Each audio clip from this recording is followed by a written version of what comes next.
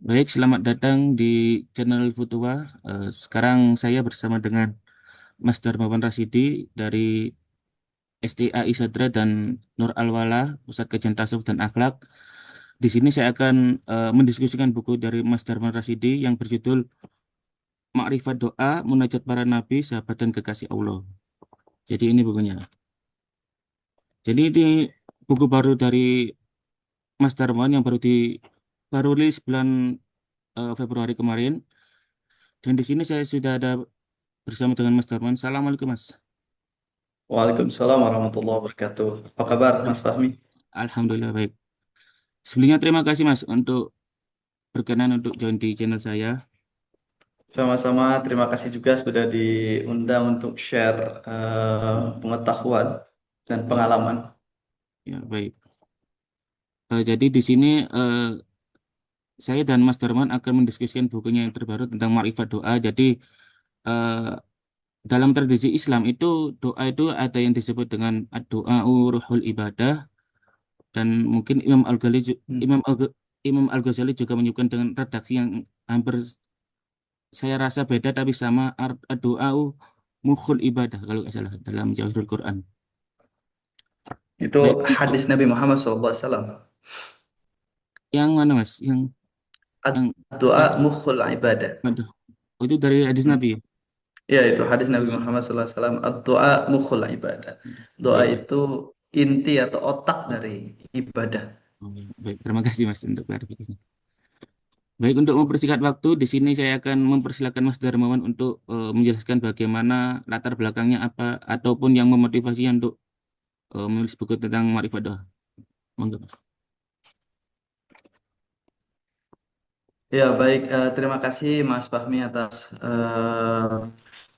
undangannya untuk sharing, men-share apa yang saya tulis, yaitu berjudul tentang Ma'rifat Doa, Munajat Para Nabi, Sahabat dan Kekasih Allah. Kebetulan buku ini baru terbit di bulan Februari, diterbitkan oleh penerbit Nur Al-Wala, Pusat Kajian Akhlak dan Tasawuf, eh, di bulan Ramadan. Kita kenal bahwa Ramadan itu adalah salah satu bulan yang eh, penting untuk kita mendekatkan kepada Allah Subhanahu wa taala, dan tentunya banyak sekali jalan atau media untuk mendekatkan kepada Allah Subhanahu wa taala. Bisa dengan membantu sesama, bisa dengan beribadah, hal-hal yang wajib, sholat, puasa, zakat dan sebagainya, haji, juga dengan amal ibadah nawafil atau sunnah. Dan itu jumlahnya banyak sekali. Dan di antara salah satu amaliyah di bulan Ramadan yang untuk mendekatkan kita kepada Allah itu adalah dengan doa itu sendiri.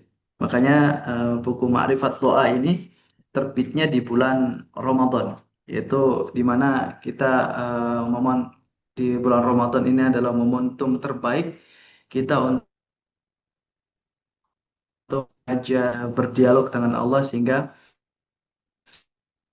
akan kita, dan tidak hanya kita rasakan, tapi share pengalaman perjumpaan dengan Allah, pengalaman kebaikan, ilmu yang kita peroleh dan kehidupan sehari-hari. Sehingga apa yang kita peroleh dari Ramadan ini kita aktualisasikan dalam kehidupan sehari-hari, membantu, menolong, mendoakan sesama. Bahkan di dalam buku saya ini ada satu ajaran tentang bagaimana kita mendoakan kepada, tidak hanya kepada orang-orang yang berbuat baik kepada kita, orang yang kita kenal baik, tetapi dianjurkan kalangan sufi, sebagainya itu menganjurkan kepada kita untuk berdoa, bahkan mendoakan orang yang berbuat buruk kepada.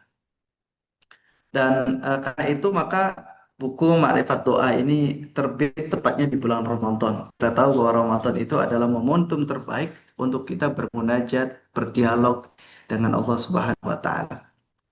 Ada beberapa latar belakang namanya membuat saya kenapa perlu menulis buku ini ya. Di dalam kata pengantar saya di dalam buku ini ada tiga pendapat, ada tiga motif tentang makrifat doa ini. tentunya eh, kita semua kita diajar untuk berdoa, untuk selalu mengadu kepada Allah, selalu merengek kepada Allah dan sebagainya. Dan tentunya eh, doa yang saya pribadi panjatkan itu tak kunjung terkabul. Tidak hanya sekali, dua kali, tapi bertahun-tahun doa ini kan,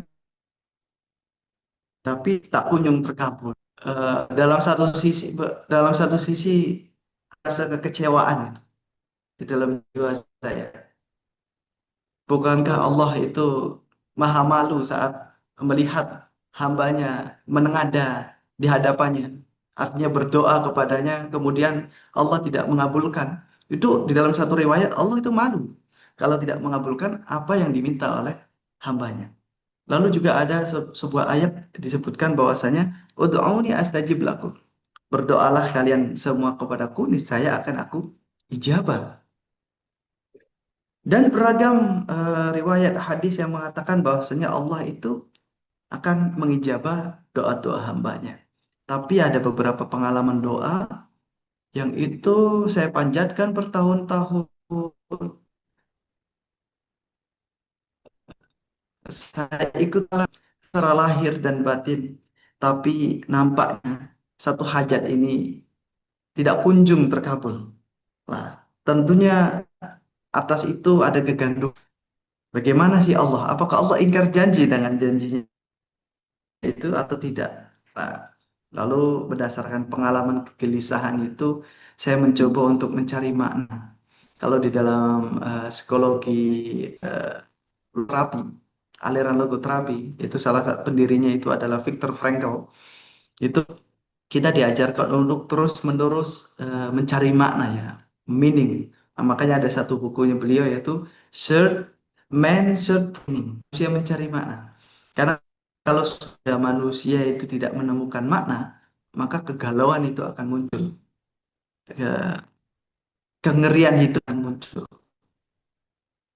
Nah, salah satu proses itulah karena saya mengalami kegalauan di dalam proses berdoa dan sebab tidak diijabah, maka coba untuk mencari makna supaya ada ketenangan di dalam diri diri saya. Oh, ternyata ketidaknugrah suatu kebaikan dan sebagainya.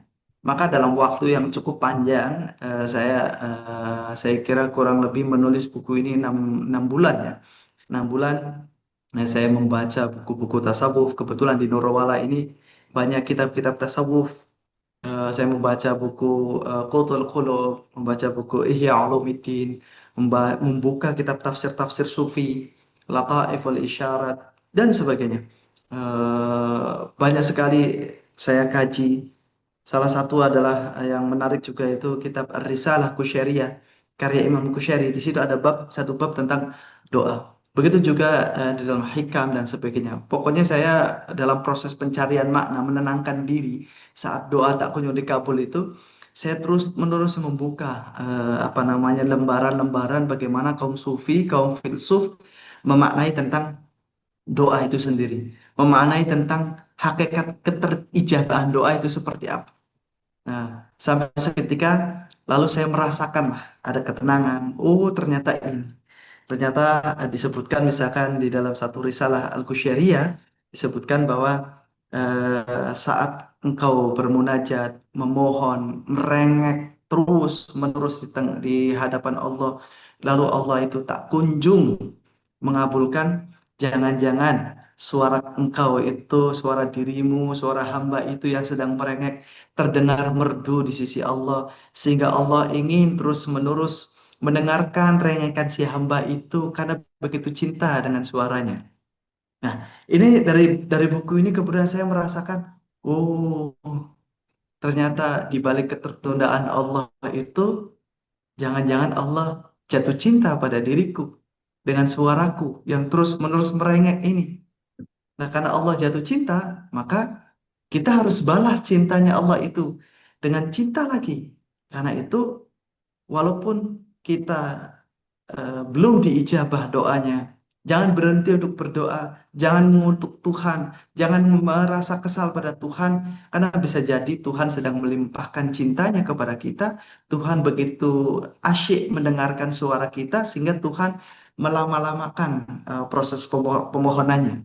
Andaikan Tuhan itu segera mengabulkan, maka kita tentu akan berhenti terkait doa itu. Dan di dalam risalah Kusyere juga disebutkan ada satu riwayat di situ bahwasanya ada seorang hamba Allah Subhanahu wa taala berdoa kepada Tuhan, lalu Tuhan berfirman kepada Jibril, "Wahai Jibril, kabulkan doa itu si hamba itu yang sedang berdoa karena aku bising mendengar suaranya." Artinya di sini pun kita memberikan mendapatkan makna, mendapatkan meaning bahwa jangan-jangan saat kita berdoa lalu cepat direspon oleh Allah diijabah, jangan-jangan Allah itu tidak menyukai jeritan kita. Lalu Allah menginginkan supaya kita diam dengan proses terijabah doa itu. Nah, proses inilah yang kemudian saya mendapatkan makna sehingga asyik di dalam bermunajat kepada Tuhan, kemudian merasakan kedamaian walaupun ada beberapa hajat yang kita doakan terus-menerus itu tidak dikabulkan, tidak kunjung dikabulkan. Saya kira belum bukan tidak dikabulkan, tapi dengan proses pengabulan yang berbeda. Nah, karena itu saya merasakan ketenangan, keasyikan. Lah, pengalaman-pengalaman inilah yang kemudian saya share di dalam buku ini, Marifat Doa, yang kemudian ada di depan para pembaca yang budiman. Lah, buku ini ada 4 bab. Yang pertama itu teorisasi doa, itu makrifat doa. Di sini saya membahas tentang bagaimana doa ada dalam Al-Quran, makna doa Al-Quran seperti apa, psikologi doa, doa dan kehambaan, doa dan harmoni semesta, belajar doa pada iblis, sampai di situ belajar doa pada iblis. Kemudian kenapa saat berpuasa, kenapa doa saat berpuasa itu lebih mustajab, kemudian waktu dan tempat mustajab, mau didoakan malaikat, ini syaratnya. Kalau doa jangan egois, berdoa tapi bangkrut, kemudian doa dan usaha, doa yang dimunajatkan kepada Nabi Muhammad. Kemudian di bab 1 ini saya tutup dengan satu subbab seni merespon doa yang belum dijawab. Nah, itu isi bab 1. Kemudian di bab 2 ada doa-doa di dalam Al-Quran, tentunya doa-doa para nabi dan solehin di situ. Kemudian bab 3 tentang doa-doa pilihan Nabi Muhammad SAW, dan bab 4 ini doa para nabi, sahabat dan kekasih Allah. Di sini saya himpun di dalam beragam kitab, kitab-kitab tasawuf, Qutul Qulub, Risalah Kusyariyah, Ihya Ulumuddin, kemudian Al-Luma' fi Tarikh Tasawuf, dan kitab-kitab tasawuf yang lainnya saya himpun karena di beberapa kitab itu ada satu bab tentang riwayat doa-doanya para aulia shalihin. Saya kumpulkan, saya muat di dalam satu bab di bab 4 ini. Sehingga bab 4 ini berisi tentang doa para nabi, sahabat, dan kekasih Allah, para aulia. Tentunya dengan harapan dengan adanya katalog doa dari para aulia ini kita bisa merasakan betapa para aulia, para sufi itu begitu gemar di dalam doa karena di dalam doa itu kita mendapatkan kekuatan, kita mendapatkan satu daya energi yang luar biasa yang Tuhan limpahkan kepada kita saat berdoa sehingga saat menjalani hidup kita lebih tenang, lebih enjoy dan lebih bahagia. Saya kira itu sekilas tentang isi seputar buku berjudul Ma'rifat Doa, Munajat Para Nabi, Sahabat dan Kekasih Allah yang saya tulis ini. Baik, Mas, disampaikan terima kasih. Mungkin untuk pertanyaan pertama untuk mengawali diskusi kita, saya ingin eh, kepo lah, mengapa kok memakai makrifat doa, memakai kata makrifat, gitu, Mas. Oke. Iya, makrifat itu di dalam tradisi tasawuf itu kan suatu pengetahuan ya, suatu pengetahuan dan tidak hanya sekedar pengetahuan biasa, tapi pengetahuan yang diperoleh lewat kejernihan hati. Ya, teh. Tentunya bukan karena saya jernih hatinya, bukan. Tapi karena di bab 1 itu saya banyak mengutip bagaimana kaum sufi memaknai doa, para filsuf memaknai doa, dan tentunya kita yakini bahwa mereka itu adalah orang yang bersih hatinya. Nah, karena itu maka digunakanlah makrifat doa. Jadi makrifat doa itu adalah pengetahuan terdalam, murni terkait tentang doa. Nah, kemudian sehingga dengan harapan dituliskannya bab satu tentang teorisasi doa atau makrifat doa ini diharapkan bisa membimbing pembaca, terutama saya pribadi sebagai penulis, agar saat berdoa itu bukan hanya sekedar membaca doa, tapi benar-benar kita berdoa. Karena kita beda antara membaca doa dengan berdoa. Nah, beda antara membaca hafalan doa dengan berdoa. Nah, di bab satu tentang makrifat doa ini diajarkan, dituntun oleh kaum sufi yang saya kutip di dalam satu bab ini makrifat doa, kita diajarkan oleh kaum sufi tidak hanya membaca doa, tidak hanya melafalkan doa, tapi bagaimana seni berdoa itu sendiri. Hakikat berdoa itu seperti apa. Maka digunakanlah diksi makrifat doa itu sendiri. Baik, Mas. Menarik. Lalu menurut Mas ini, apakah eh, apa yang sering disalahpahami oleh umat Islam itu tentang berdoa gitu, Mas? Kira-kira. Oke. eh ini banyak ya yang saya kaji misalkan. Saya mencoba untuk menuntun pembaca untuk membuka di bab satu halaman 81. Mungkin Mas Fahmi juga buka ada bukunya ya. Itu di 81. Ini di antara aja ya, 81. Di 81 itu saya membuat satu subbab berjudul berdoa tapi bangkrut. Nah, ini menarik saya kira. Doa ini di bab ini, kenapa saya menulis bab ini? Waktu saya mencoba untuk menggali makna doa, saya menemukan satu puisi Rumi yang itu saya kira menonjok hati saya, menampar, menonyor pikiran dan relung jiwa saya. Begini bunyinya di dalam Masnawi, Rumi berkata terkait tentang doa. Mereka meminta apapun dari Tuhan, tetapi melupakan Tuhan. Mereka sangka telah memperoleh semuanya, padahal sangat merugi. Nah, kata-kata ini, puisi Rumi ini yang singkat, cuplikan puisi Rumi yang singkat ini, menyentak kesadaran saya pribadi. Betapa sering kita memohon sesuatu kepada Allah Subhanahu wa Ta'ala tanpa benar-benar memohon Tuhan itu sendiri. Bayangkan, kita sering misalkan berdoa, kita ingin rumah besar, tetapi lupa menjadikan hati sebagai rumahnya. Kita lupa menjadikan hati kita sebagai rumahnya Tuhan. Karena dalam satu hadis disebutkan bahwasanya yang mampu menampungku dalam hadis qudsi, yang mampu menampungku yaitu menampung Allah Subhanahu wa taala itu adalah hatinya orang mukmin. Dan kita sering tuh meminta rumah tapi kita melupakan apa namanya meminta supaya Tuhan itu mengendap di dalam hati kita. Kita ingin berdoa Tuhan, semoga aku dicintai oleh manusia, misalkan. Tetapi lupa memohon agar dicintainya, gitu. Dicintai oleh Allah maksudnya, gitu. Jadi kita dalam berdoa, seringnya kita berdoa hal-hal yang remeh. Meminta dunia, meminta kekayaan, meminta jabatan, meminta kedudukan, penghormatan di sisi manusia, di ruang publik dan sebagainya.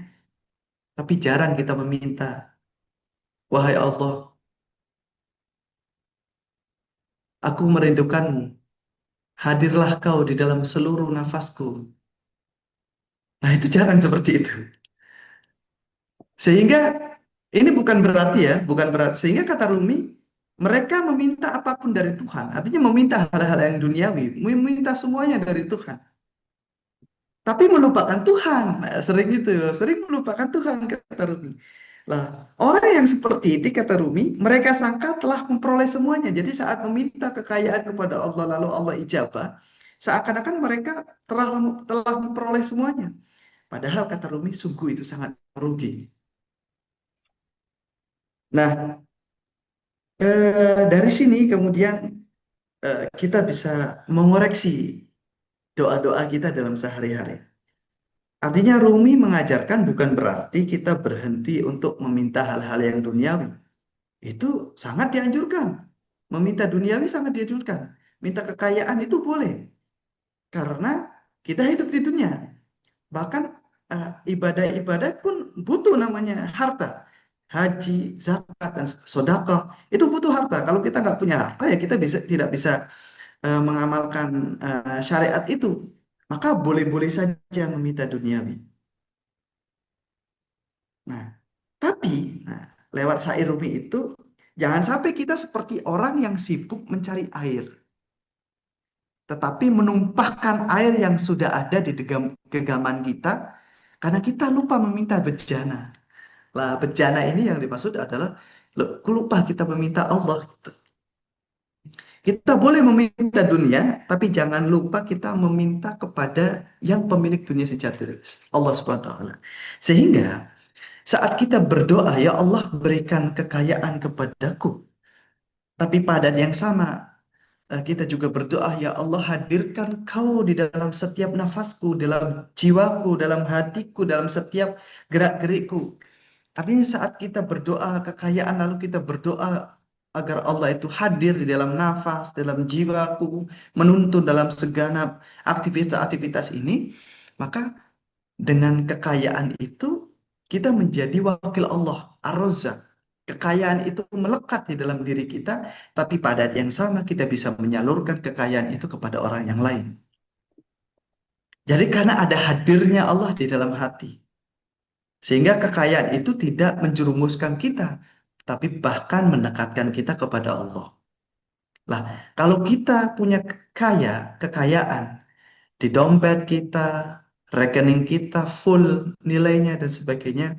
Tapi karena hati kita ada Allah, maka kekayaan itu kita bisa gunakan untuk menolong orang-orang yang lemah. Nah, saat itulah kita bertajalli. Allah itu bertajalli. Saat itulah kita memanifestasikan sifat-sifat Allah Ar-Razzaq di dalam kehidupan dunia. Yaitu men-share kekayaan kita kepada orang-orang yang membutuhkan baik lewat zakat, sedekah, infak dan sebagainya. Tapi bayangkan kalau kita meminta kekayaan lalu kita lupa kita meminta Allah, maka bisa-bisa dengan kekayaan itu menjerumuskan kita. Kita merasa kurang terus sehingga korupsi di mana-mana, apa namanya bukan merasa kurang sehingga hak orang lain dirampas. Dan itu kan kita menjadi setan di situ. Bukan menjadi khalifah Allah. Padahal kita diciptakan oleh Allah di muka bumi ini sebagai khalifahnya, sebagai wakilnya untuk mengejawantahkan akhlak-akhlak Allah yang begitu luhur di dalam kehidupan ini. Nah, itu saya kira salah satu kritikan dari Maulana Jalaluddin Rumi apa namanya yang terkait tentang doa itu. Sangat dalam sekali untuk maknanya. Jadi ini menyambung, Mas. Jadi menurut Mas Hmm. inti dari berdoa itu apa, Mas? Inti dari berdoa. Eh, Doa doa itu adalah kan dalam hadis Nabi disebutkan bahwa doa mukhul ibadah. Intinya ibadah, doa itu. Kenapa? Karena saat kita merengek di hadapan Tuhan, berarti kita menjadi hamba. Hamba itu kan orang yang butuh pada Tuhan. Dia tidak merasa ada. Yang ada itu adalah Allah. Hamba itu la haula wala quwata illa billah. Tidak ada daya dan kekuatan kecuali itu adalah semua pemberian dari Allah. Jadi doa itu adalah menguatkan kehambaan kita, menyadarkan bahwa kita ini adalah hamba. Gitu. Kalau kita sudah berhasil menjadi hamba, maka kita dekat dengan Allah. Bahkan dalam tradisi tasawuf, makom tertinggi, salah satu makom di dalam tradisi itu adalah makom kehambaan. Kalau kita sudah berhasil menjadi hamba, Allah itu akan mengisra dan mi'rajkan kita seperti Nabi Muhammad SAW. Bayangkan di dalam satu ayat Al-Quran disebutkan Subhanalladzi asra bi'abdihi. Maha suci Allah yang memperjalankan hamba. Hamba di situ kan Nabi Muhammad tetap Muhammad. Tapi Allah yang menyebutkan itu adalah predikat makom spiritual subhanahu di asrobi abdi. Dan kalau kita mengkaji dalam tradisi tafsir, sisa kisah misalnya Imam Sya'rawi orang Mesir. Imam Sya'rawi itu menawarkan satu kaidah tafsir terkait tentang kaidah ayat-ayat tentang kisah. Kata beliau begini, apabila kisah di dalam Al-Quran, kaidahnya seperti ini, apabila kisah di dalam Al-Quran eh, pelakunya itu tidak disebutkan secara spesifik, maka kisah itu akan terus berulang. Tetapi saat Allah menisahkan, lalu pelakunya itu disebutkan secara spesifik, maka kisah itu tidak akan terulang. Satu contoh misalkan, kisah yang pelakunya disebutkan secara spesifik itu adalah Nabi Isa. Al-Quran kalau menyebut Nabi Isa, itu adalah tidak hanya Isa sendiri, tapi Isa bin Maryam. Isa anaknya Maryam. Kalau nabi-nabi yang lain tidak disebutkan tuh. Ismail anaknya Ibrahim. Bin Ibrahim tidak. Ishak bin Ibrahim tidak. Yahya bin Zakaria tidak. Hanya nabi-nabi yang lain disebutkan nama-namanya saja. Tapi khusus tentang Isa, Nabi Isa, ini disebutkan ibunya. Isa bin Maryam. Isa anaknya Maryam. Ketika membicarakan Maryam, ya, Maryam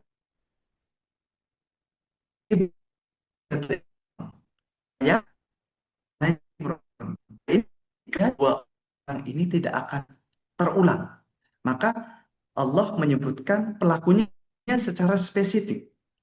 Apa yang terjadi misalkan? Nabi Isa itu lahir tanpa ayah.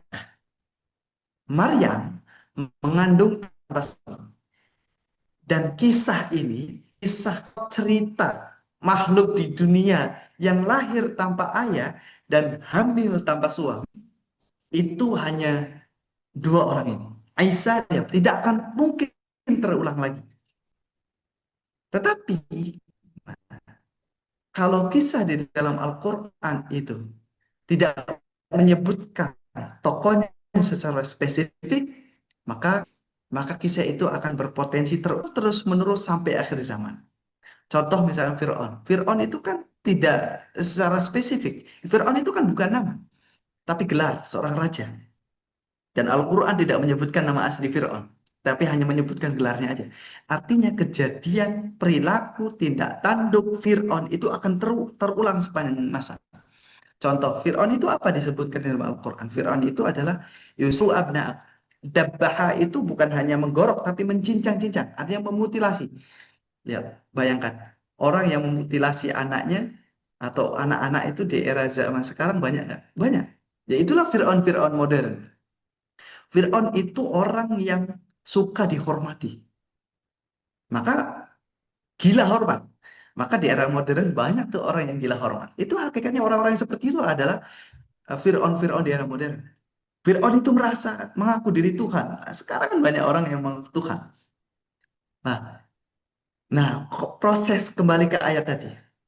Ayat yang memperjalankan Nabi Muhammad Isra Mi'raj itu adalah bunyinya Subhanalladzi asra bi abdihi lailan. Maha suci Allah yang memperjalankan hambanya.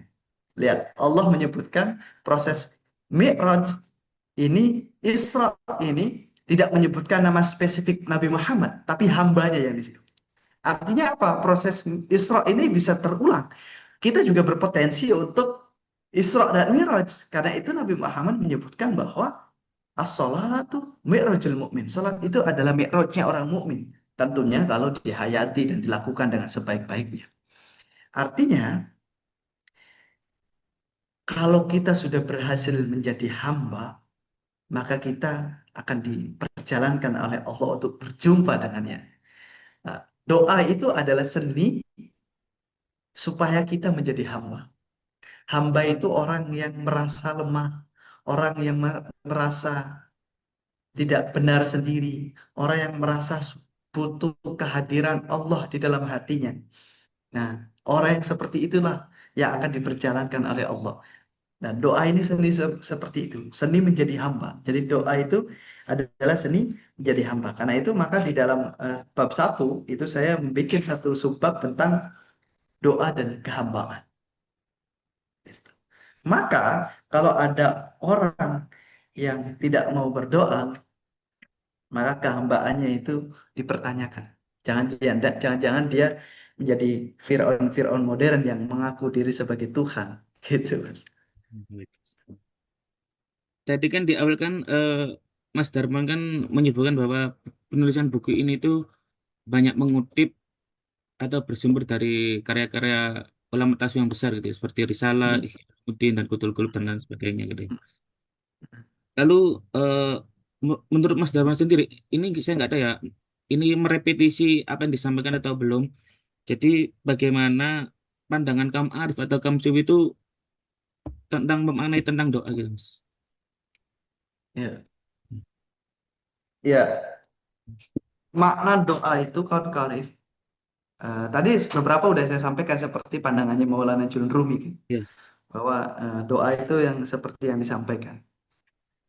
Ada juga misalkan kaum sufi ini mengajarkan betapa eh, kita itu kalau berdoa jangan egosentris, jangan egois. Mohon maaf. Ini ada satu kisah misalkan itu disebutkan di dalam kitab-kitab tasawuf, disebutkan ada doanya Syekh Abu Sa'id bin Abil Khair. Itu kan seorang sufi besar. Saat ditanya oleh ulama-ulama yang semasa yang hidup dengan beliau, saya tuliskan di sini di satu subbab namanya kalau doa jangan egois. Ini ada di halaman 69. Jadi Syekh Abu Sa'id bin Abdul Khair itu ditanya oleh ulama-ulama yang semasa dengan dia. Mereka bertanya, Syekh, doa seperti apa yang sering kau panjatkan? Dan wirid seperti apa yang kau panjatkan? Sang Syekh ini menjawab, doanya simpel. Sesungguhnya aku setiap malam membaca, wahai Allah, berilah para murid sesuatu yang dapat mereka makan di esok hari. Bayangkan, di sini dari kisah singkat ini kita mendapatkan satu makna bahwa Syekh Abu Sa'id apa nama Syekh Abu Sa'id Abul Khair ini mengajarkan kepada kita secara konkret saat kita sedang berdoa jangan fokus pada keperluan-keperluan kita juga. Doakan juga orang yang lain, sahabat, teman, kolega, tetangga, guru, bahkan dan radhi tasawuf, doakan orang yang memusuhimu. Karena kalau sudah demikian, maka saat orang itu membenci kita, tetapi kita balas kebencian itu dengan doa yang mulia, berarti kita sedang mewujudkan visi Islam rahmatan lil alamin. Minimal saat kita berdoa. Dan ini yang dicontohkan oleh Syekh Abu Said Abdul Khair itu. Jadi dia tidak fokus pada kebutuhan pribadi. Ya, boleh kita berdoa untuk kepentingan kita pribadi, tapi doakan juga yang lain. Bahkan kepada musuh. Lah, kalau ini sudah terjadi di dalam diri kita, maka kita itu menjadi orang yang tidak punya musuh, hati kita belajar menjadi bersih karena selalu ingat kepada orang yang lain. Nah, dan ini juga ternyata di dalam Al-Quran itu terutama di surat Al-Fatihah kita ditreatment oleh Allah supaya kita memiliki kepekaan saat berdoa kepada yang lain. Berdoa, mohon maaf, saat kita berdoa dan harus mendoakan yang lain. Salah satu contoh, saat kita sholat.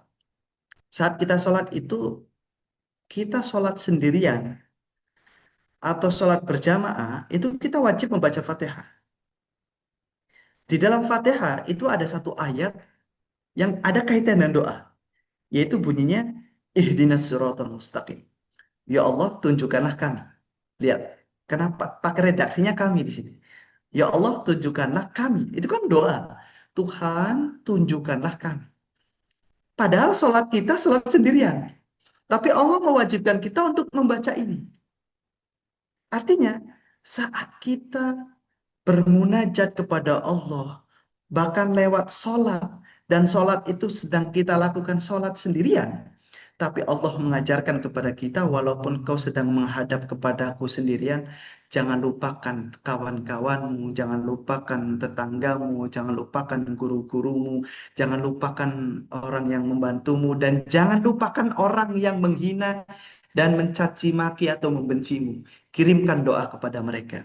Sehingga redaksi tunjukkanlah kami itu mencakup kepada orang-orang itu. Pada sholatnya kita sendirian. Jadi kepada musuh, kita juga diajarkan lewat Fatihah itu untuk mendoakan. Nah, karena itu maka ini amalia-amalia kaum sufi seperti ini. Mereka orang yang hatinya sudah suci, sehingga eh, bukan hanya sehingga kalau ada hal-hal yang buruk eh, menghinggap dalam dirinya, maka mereka balas dengan kebaikan. Dan itu saya kira akhlak Nabi Muhammad SAW. Kalau kita ingat baca sirah Nabawiyah, sejarah Nabi, itu ada satu kisah bahwa saat Nabi di Taif atau di tempat-tempat yang lain saat Nabi berdakwah, Nabi itu kan dilempari batu, dilempari kotoran, dilempari, dihina, dicaci dan dimaki. Tapi itu setiap hari Nabi mendapatkan seperti itu. Tapi satu hari orang yang biasa melempari, meludahi ini eh, tidak ada. Nabi tidak memperoleh perlakuan yang seperti biasanya di hari itu. Kemudian Nabi bergegas mencari ini orang yang biasa meludahi, melempari saya ini, kotoran ini kok nggak ada. Kemana? Nah, lalu Nabi mendapatkan informasi orang itu sedang sakit. Saat itulah Nabi bergegas pulang ke rumahnya, lalu membawa buah-buahan untuk menengoknya. Ya, ini kan satu proses akhlak yang diajarkan oleh Nabi, bahwa saat kita dicaci, saat kita difitnah, saat kita diperlakukan tidak baik, maka cara yang terbaik itu adalah balas dengan kebaikan. Dan kalau kita tidak bisa melakukan apa namanya, mengirim hadiah atau parcel kepada orang yang membenci kita karena misalkan ekonomi ataupun apa yang kita tidak punya, maka minimal dengan doa, doakan mereka. Dan itu ajaran dari Syekh Abu Said Abdul Khair yang diserap oleh beliau dari ajaran-ajaran hadis Nabi Muhammad dan surat Al-Fatihah. Saya kira itu. Baik, Mas. Ini, Mas, bagaimana kita itu mengafirmasi doa di era modern yang Hmm. sekarang itu yang serba apa namanya materialistik itu. Maksudnya tuh gini, kan ada orang yang beranggapan eh, ya hanya bisa diukur dengan materi gitu loh. Maksudnya tuh gini, ya kita sampai titik ekstrim, kita tuh tidak perlu membutuhkan doa gitu loh. Hmm. Gitu, Mas. Gimana? Jadi mungkin ada kesombongan tersendiri bahwa ya kita sebagai hamba seperti yang disampaikan oleh Mas Darmo tadi, ya kita memang harus berdoa. Tetapi di sisi lain ada orang yang mempunyai kecenderungan materialistik yang tinggi gitu, Mas. Hmm. Iya, Saya membaca misalkan di dalam eh, termasuk di sini saya membahas tentang psikologi doa. Ya. Psikologi doa itu ada beberapa laporan penelitian ya bahwa di era modern kan manusia itu sering dia kaya secara materi, dia kokoh secara materi, namun ada kehambaan, ada kehampaan hidupnya. Salah satu contoh misalkan kalau kita eh, berbicara misalkan Michael Jackson misalkan. Michael Jackson kan itu orang yang ya saya kira sudah memperoleh apa yang dia semua orang yang ingin dambakan. Ketenaran, dia sudah tenar. Kekayaan, dia sangat kaya. Kemudian eh, dan beragam kehidupan duniawi dia sudah peroleh. Gitu kan. Dan ketenaran, follower, macam-macam semuanya. Kekayaan dan sebagainya. Tapi ternyata apa ya dari kisah Michael Jackson ini? Ada ketidaktenangan di situ dalam jiwanya. Sehingga dia setiap hari meminum apa namanya obat penenang supaya dia tenang. Dan di satu waktu ternyata terlalu banyak minum itu sehingga overdosis lalu meninggal, depresi kan dan sebagainya. Nah, artinya menurut pengalaman saya, kita boleh kokoh secara materi dan sebagainya, tapi jangan lupakan hal yang bersifat non materi, spiritual dan sebagainya.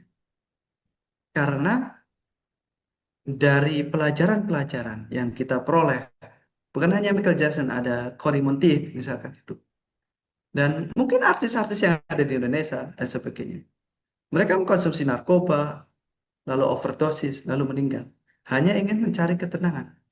Artinya, materi ini penting dalam kehidupan kita karena kita hidup di dunia materi. Dan Al-Quran pun menyebutkan bahwasanya jangan lupakan dunia. Gitu. Tapi Al-Quran ada prinsip. Selain kita jangan melupakan dunia, walal akhiratu khairul laka minal ula. Kita juga ada visi tentang negeri akhirat. Nah, negeri akhirat ini spiritualitas. Jadi saat kita mencoba untuk membangun kedikdayaan hidup di dunia, pada yang sama kita harus membangun spiritualitas kita. Sehingga kondisi kejiwaan kita menjadi lebih tenang. Kalau kita fokus ke dunia, melalaikan spiritualitas, kehampaan yang muncul. Minimal dari beberapa data yang saya peroleh dari beragam eh, laporan jurnal ilmiah dan sebagainya. Karena itu, maka kalau ada orang yang enggan berdoa karena merasa dunia ini sudah mereka peroleh semua, maka bisa dipastikan ada kehampaan hidupnya. Dan salah satu penghapus kehampaan hidup itu adalah harus menjadi seorang hamba yang terus-menerus terkoneksi dengan Allah Subhanahu wa taala. Karena itu hidup di dunia ini kita dalam Islam diajarkan untuk apa seimbang ya. Hidup di dunia kita perlu kokoh, kita perlu kaya di dunia, tapi pada yang sama kita juga harus kaya hati. Nah, hal yang sama juga demikian. Kalau kita fokus ke spiritualitas saja, melalaikan dunia, repot juga. Karena apa? Karena untuk kita memperoleh kebahagiaan di akhirat, itu menanamnya di dunia. Itu. Karena itu jangan jangan lupakan dunia. Dunia jalan, akhirat juga jalan. Saya kira itu eh, yang bisa saya respon ya. Barangkali Mas Fahmi juga barangkali punya pandangan bisa disampaikan di sini. Ya, ya itu tadi itu kan kegelisahan saya sendiri gitu ketika ya ada melihat di apa namanya di media sosial gitu ataupun teman-teman sekitar itu juga merasakan hal yang sama ketika mereka sudah apa namanya mendapatkan semuanya, mereka itu seakan-akan mungkin kehilangan, mungkin bukan hambanya dulu, tetapi apa namanya, tujuan hidupnya dulu itu kira-kira mereka tuh masih mencari gitu. Mungkin ya, mungkin dengan ketika saya eh, dikasih cerita seperti itu ya, sayanya mungkin belum sampai, belum, buku ini belum terbit gitu Mas. Jadi saya belum bisa menjawab. Jadi saya hanya menjawab gitu. Ternyata Benar. setelah diskusi dengan ini, ternyata mungkin ya, mungkin kalau orang Jawa mungkin bilangnya kurang dongo atau kurang berdoa gitu. Itu. Betul, betul. Tapi ya itu yang diajarkan Rumi, kita keseimbangan. Nah, doa Ya. minta dunia oke, doa akhirat juga Ya. penting.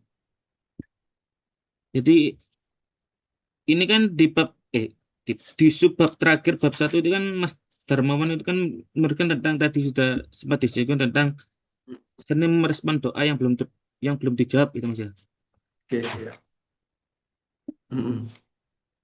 Kira-kira ada nggak kondisi spiritual itu yang memungkinkan doa hambanya itu terkabul atau diijabah gitu Mas? Gimana, gimana maksudnya? Apakah ada kondisi spiritual tertentu yang memungkinkan atau jadi dari doa seorang hamba itu bisa diijabah atau dikabulkan itu Mas kira-kira? Oke, ya. Eh, Mungkin dari pertanyaan ini ya. Hmm. Dari pertanyaan ini sebenarnya ada satu subbab yang saat kita saya pribadi sudah selesai menulis buku ini, pengen menulis satu subbab lagi, yaitu yang tadi disampaikan. Kenapa saya ingin menulis ini? Saya membaca satu ayat Al-Quran, itu saat tadarus menemukan satu ayat yang ini saya kira menarik. Ayatnya berbunyi Bismillahirrahmanirrahim. Eh, Wa idza sa'alaka ibadi anni fa inni qarib ujibud da'watad da'i idza da'ani dan sebagainya. Itu menarik ayat itu. Ayat itu bunyinya seperti ini. Terjemahannya. Apabila ada seorang hambaku wahai Muhammad, sekali lagi redaksinya pakai hamba ini. Apabila ada seorang hambaku yang bertanya Ani tentang diriku, tentang Allah, jawablah, fa inni qarib, sungguh aku dekat. Nah, uji budak da'i idza da'ani. Aku akan merespon, mengabulkan apa yang eh, mereka pinta jika mereka pinta kepadaku. Artinya gini, dari redaksi ayat itu, salah satu syarat doa kita itu diijabah dengan Allah, oleh Allah, maka kita harus posisikan kita sebagai hamba. Dan hamba tadi sudah saya sebutkan, hamba itu kan salah satu makom spiritual. Karena redaksi ayatnya apabila hambaku bertanya. Lalu di situ Allah akan mengabulkan permintaannya. Yang Allah kabulkan permintaannya itu saat ada hamba yang bertanya, itu si hamba itu. Nah, karena saat kita berdoa, seringkali kita bukan menjadi hamba, tapi menjadi Tuhan, memaksa Tuhan. Ya Allah, aku berdoa hari ini semoga saya ini, hari ini saya ingin ini, saya ingin ini dengan segera. Itu kan bukan ciri-ciri hamba. Hamba itulah haula wala quwata illa billah. Tidak ada daya. Udah, serahkan kepada Allah. Minta kepada Allah. Biar Allah pilihkan yang terbaik. Tapi seringkali kita mendikte Tuhan. Sehingga karena kita seringnya bukan menjadi hamba, tapi menjadi Tuhan. Saat kita meminta kepada Tuhan, saat permintaan kita tidak diijabah, wah, kita galau. Bukan hanya galau, bahkan kita nanti bisa mencela Tuhan. Bisa, bagaimana sih? Bukankah engkau Tuhan berkata di dalam Al-Quran, berdoalah kepadaku, niscaya akan aku ijabah. Ini aku sudah berdoa kepadamu, tapi kenapa kau tidak ijabah-ijabah? Bukan berarti kamu telah mengingkari dirimu sendiri, janjimu. Wah, itu kan seperti itu. Kalau kalau kita tidak berhasil menjadi hamba. Dan seringnya kita berdoa, kita bukan rengekan hamba, bukan. Tapi rengekan Tuhan, Raja. Sehingga saat kita meminta dan tidak diijabah, kita marah. Nah, itu yang apa namanya keinginan saya menulis satu subbab untuk menyempurnakan buku ini. Walaupun udah disinggung di dalam satu bab seni merespon doa. Lah kenapa seni merespon doa ini menjadi bab penutup di dalam teorisasi doa di dalam makrifat doa bab satu? Kenapa? Saya ingin eh, tujuan saya satu dan lebih khusus sebenarnya pengalaman saya pribadi. Andaikan kita sudah tahu apa namanya adab-adab berdoa, waktu dan tempat mustajabah untuk berdoa, cara-cara berdoa supaya kita bisa mustajab. Andaikan kita sudah mengetahui semua dan kita sudah mengamalkan anjuran dari Nabi Muhammad, misalkan berdoalah di tengah malam. Karena dalam satu hadis kan di tengah malam itu eh, malaikat Allah itu turun di langit dunia mencari adakah hamba-hambaku yang sedang menengadah di malam ini. Ketika ada hamba yang sedang menengadah di malam itu, maka aku akan ijabah doanya. Lalu kita sudah membaca hadis itu tahu, oh berarti salah satu waktu yang terbaik untuk berdoa itu di tengah malam. Lalu dia bangun, sholat tahajud, lalu dia berdoa. Pas dia berdoa di tengah malam, tidak diijabah. Wah, bisa galau kalau kita tidak memahami seni merespon doa yang belum dijawab ini. Maka saya tulislah di sini, seni merespon doa yang belum dijawab.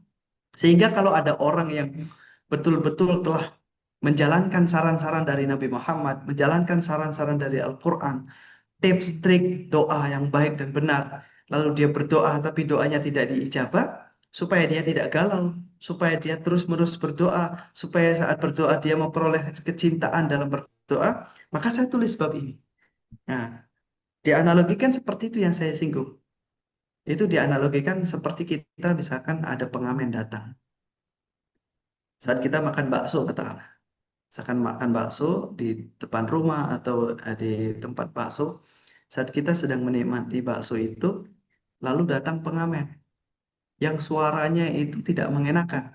Tampilannya juga compang-camping, tidak enak dilihat. Kita lagi makan bakso, datang seperti orang yang seperti itu kan bikin kesel. Maka bagaimana salah satu cara supaya dia cepat pergi? Salah satu cara supaya dia cepat pergi itu, maka kita kasih segera receh. Saat dia bilang jreng sebelum dia bunyi atau apa, kita langsung langsung receh. Biasanya pengamen kalau kita kasih receh, dengan segera itu dia selesai, pergi lagi. Tapi kalau kita tidak kasih-kasih, dia lama itu. Gitu. Lah, tapi saat kita makan bakso, lalu ada pengamen yang suaranya merdu, suaranya itu enak didengar, tampilannya itu menarik, sehingga lagu-lagu yang dibawanya itu sesuai dengan kondisi hati kita di hari itu. Maka kita sengaja melama-lamakan, bahkan kita meminta tambah lagu dong, request lagu lain terus. Nah, lah seperti itulah seni merespon doa yang belum dijawab.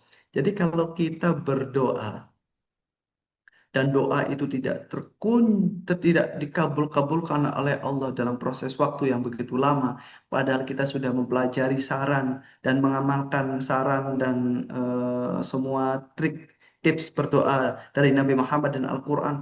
Kalau kita lama berdoa tidak dikabulkan, nah jangan-jangan kita itu suara kita di telinga Allah itu merdu. Karena suara kita di telinga Allah itu merdu, maka Allah mengalamakan proses pengabulannya. Kenapa? Supaya kita itu terus-menerus merengek di hadapan Allah. Nah, berarti kan Allah sedang jatuh cinta kepada kita. Kalau Allah sedang jatuh cinta, maka kita responlah balasan cinta itu dengan cinta balik. Dengan apa? Dengan terus-menerus apa namanya tidak berhenti doa. Jadi saat kita ditunda doanya, justru cinta kita meluap di sisi Allah. Nah, kalau sudah demikian, imajinasi saya membayangkan kita itu seakan akan terekam di dalam satu ayat surat Al-Maidah ayat 54 ya. Yuhibbuhum wa yuhibbuna. Allah mencintai mereka dan mereka pun mencintai Allah. Nah, kalau sudah seperti ini ya, relasi kita dengan Allah itu saling cinta. asyik dan masyuk ya, dalam tradisi tasawuf. Antara yang pecinta dan yang dicintai itu sudah menyatu. Nah, tetapi kalau kita berdoa lalu saat itu juga Allah mengabulkan doa kita, jangan-jangan suara kita seperti pengamen yang nggak enak itu yang membuat Tuhan apa namanya bising lewat suara kita. Karena Tuhan bising lalu Tuhan merintahkan kepada Jibril untuk memenuhi hajatnya supaya dia tidak merengek lagi. Nah, itulah satu seni merespon doa, ketertundaan doa dan merespon doa yang segera diijabah. Itu juga harus ada wanti-wanti. Jangan-jangan itu istidraj. Mungkin kalau dalam bahasa bahasa Al-Quran, bahasa kita ya ada satu istidraj. Istidraj itu bentuk keluarannya itu nikmat, kenikmatan. Kan diijabah doa itu nikmat, tapi hakikatnya itu adalah bukan kenikmatan, tapi adalah menyengsarakan. Dan itu saya kira yang saya peroleh sehingga eh, bab ini saya ingin menekan bahwa eh, saat kita sudah berdoa bertahun-tahun, jangan mencela Tuhan, tapi kita nikmati doa itu karena Tuhan mendengarkan rintihanmu dengan penuh cinta. Gitu, Mas. Baik, Mas. Terima kasih. Mungkin ini pertanyaan terakhir, Mas, sebagai penutup. Ini Ya, mungkin sifatnya pengalaman Nadon. Jadi, apakah Mas eh, Darmawan itu ketika menulis buku ini itu apa namanya merasakan momen-momen mungkin kalau dalam saya nggak tahu untuk mengistilahkannya mungkin kalau dalam istilah tasawuf mungkin kasaf atau kalau dalam istilah filsafat itu eureka. Jadi ketika menulis buku ini ada momen ekstra extraordinary gitu Mas. Nah, itu Mas sebagai pertanyaan penutup. ya. eh saya saat menulis ini, saya mencoba untuk menampilkan adab-adab yang tokoh-tokoh yang saya kutip di sini. Saya mencoba untuk bersilaturahim secara ruhiyah, ya. Kalau di dalam tradisi tasawuf itu kan ada tiga tingkatan silaturahim, ada tiga jenis silaturahim. Ada silatul jasad, eh, eh, kita jasad kita dengan orang itu bertemu berjumpa dalam satu tempat. Itu tingkatan lahiriah. Ada silatul fikr. Silatul fikr itu kita berjumpa tapi saling berbagi pengetahuan. Nah, hari ini kita lagi silatul fikr. Kita jasad kita berjumpa tapi diisi dengan pengetahuan, sharing sharing knowledge, sharing pengetahuan. Tapi ada silatul ruh. Silatul ruh itu jasad kita tak berjumpa tapi kita saling eh, bertemu. Nah, salah satu silaturroh itu adalah salah satu caranya adalah dengan mendoakan orang-orang. Bayangkan saat kita tidak bertemu dengan orang, udah lama nggak berjumpa dengan orang yang kita kenal, lalu tiba-tiba dalam keheningan malam kita kirimkan doa kepada mereka. Nah, itu silaturroh. Nah, di dalam proses menulis ini, saya mencoba untuk bersilaturahim dengan tokoh-tokoh yang saya kutip. Dengan cara apa? Saya kirimkan Fatihah kepada mereka.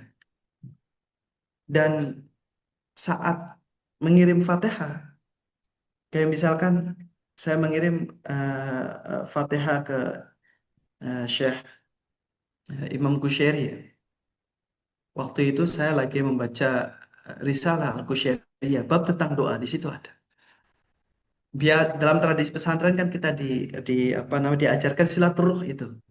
Sebelum baca kitab kita kirim Fatihah macam-macam. Sebelum kita memahami apa yang tokoh-tokoh yang disampaikan kita kirim Fatihah itu bagian dari silaturruh. Ternyata saat kita setelah saya kirim Fatihah itu eh, mendapatkan beragam referensi-referensi pendapat Imam Qushairi di kitab-kitab yang lain. Gara-gara kita kirim Fatihah saat membaca Risalah Qushairiyah. Lalu saya membaca tiba-tiba di kantor ada risalah apa kitab Lataiful Isyarah yang saya banyak kutip, kitab tafsir Lataiful Isyarah. Kitab tafsir Sufi yang karya Imam Qushairi. Sehingga saya wah, buka kitab itu dan saat menafsirkan ayat-ayat tentang doa itu banyak sekali ilmu-ilmu yang saya peroleh, saya ditampakkan seakan-akan ditunjukkan itu. Ada di kitab ini, ada di kitab ini, ada di kitab ini. Lah, itulah pengalaman saya. Sehingga tak terasa ternyata ada berapa kitab yang bisa saya akses dengan waktu cepat. Dan itu saya kira pengalaman saya. Dan ini bisa diamalkan saya kira dan dalam tradisi pesantren kita diajarkan betul minimal saat membaca kitab itu kita kan membaca doa qala musannif rahimakumullahu taala wa nafa'ana bihi bi ulumihi fi dharain amin ila qol. Kita kirim Fatihah dulu kepada penulis. Nah, itu salah satu cara silaturruh. Nah, sehingga saat jiwa kita dengan jiwa penulis itu walaupun sudah wafat penulisnya, udah rentang kita waktu begitu lama, saya kita kirim Fatihah itu kita seakan-akan dibimbing oleh penulisnya. Nah, itu coba baca buku ini. Itu ada pendapat saya ini. Coba baca ini, coba ini, coba ini. Dan itu saya pengalaman saya. Sehingga buku ini berawal dari pengalaman kegelisahan saya pribadi. Saya mencoba untuk share kepada teman-teman. Pada yang sama, saya kuatkan dengan kutipan-kutipan kaum sufi yang menafsirkan atau menakwilkan tentang hakikat doa. Dan saya merasa dibimbing karena banyak sekali. Nah, bimbing ini banyak ya. Tiba-tiba saya baca, misalkan ada satu buku, apa namanya, Lataiful Minan, itu. Tiba-tiba saya baca buku itu tuh. Dan di situ banyak sekali doa-doanya Imam Ash-Shadili dan pemanaan doa di situ. Sehingga saya, oh ada lagi saya masukkan di sini. Kemudian tiba-tiba saya baca doa, baca buku misalkan Kutul Kulub. Ini tujuannya seperti itu saya ingin waktu itu diundang untuk menafsirkan tentang bagaimana penafsiran puasa menurut Syekh Abu Thalib Al-Maki dalam satu seminar seminar ya, saya diundang. Karena itu saya bacalah buku Kutul Kulub. Saat tujuan awalnya ingin melihat bagaimana penafsiran Kutul Kulub terkait tentang puasa. Ternyata saat baca tiba-tiba saya dibukakan tentang pemanaan doa menurut Abu Thalib Al-Maki. Yang tujuannya mencari makna puasa, yang mana mendapat pemanaan doa. Di sinilah saya mendapatkan, oh berarti ini. Langsung saya catat, langsung saya apa namanya konstruksi, saya elaborasi dan menjadi satu bab dalam satu buku ini, yaitu babnya adalah tentang apa namanya kenapa doa saat berpuasa lebih mustajab. Nah, itu saya tulis. Itu pengalaman saya apa namanya eh, yaitu bersilaturroh dengan seorang sufi lalu kita di seakan-akan secara tidak langsung ya dituntun untuk silakan buka buku ini tiba-tiba ketemu dengan tema-tema itu dan itu memperkaya sehingga tak terasa akhirnya saya bisa menuliskan buku yang cukup tebal 213 yang awalnya hanya berawal dari kegelisahan pribadi menjadi satu buku yang makrifat doa yang semoga bisa ada manfaatnya untuk masyarakat atau pembaca yang membaca terutama kepada diri saya pribadi dan keluarga ini. Itu Mas. Baik Mas, terima kasih untuk waktunya dan atas penyampaiannya yang sangat meaningful bagi saya dan yang baru tentang apa Alhamdulillah. doa-doa ini. Dan untuk oh ya Mas, mungkin silakan dipromosikan untuk teman-teman yang mau eh, buku ini bisa menghubungi kemana Mas? Silakan. Ada di Shopee Nurul Wala ada. So, Nurul Wala Store di Shopee ada. Oh iya, baik. Jadi Silakan. teman-teman untuk yang berminat bukunya Mas Darman Rosidi bisa langsung mengunjungi ke shopee Nur Alwala gitu Mas ya. Betul, betul. Atau klik aja di Shopee buku Ma'rifat Doa nanti akan muncul di situ. Iya, baik. Mas. Baik Mas, sekali lagi terima kasih waktunya yang berkenan. Sama-sama. Terima kasih juga waktunya Mas atas undangannya Mas Fahmi Rizal. Semoga kanal YouTube-nya bisa bermanfaat sehingga bisa memberikan ketenangan, kebahagiaan di tengah hiruk pikuk dunia yang tak kian menentu ini Mas. Amin amin ya rabbal alamin. Baik Mas. Sekian dari saya. Assalamualaikum warahmatullahi wabarakatuh. Waalaikumsalam warahmatullahi wabarakatuh.